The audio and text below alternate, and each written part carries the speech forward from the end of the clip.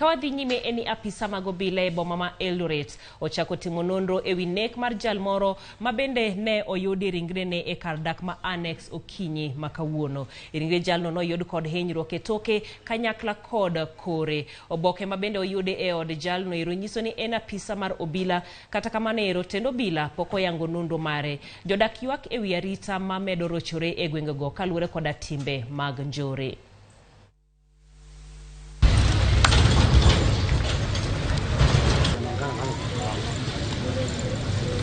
Kuanzia last year mambo imekuwa mbaya kabisa.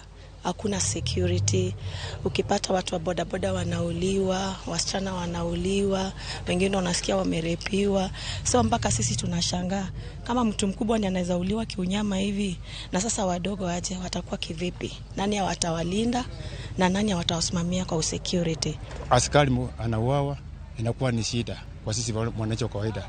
Hasa itakuwa shida, sisi tutakimbilia wapi? Na kuona majira yake ilidungwa visu viwili, na documents yake ambayo tumeona, tumechunguza kwamba alikuwa na cheti cha polisi, na ngine ni ya chemist, na ngine hatuwezi jua kwa sababu majina ni tofauti.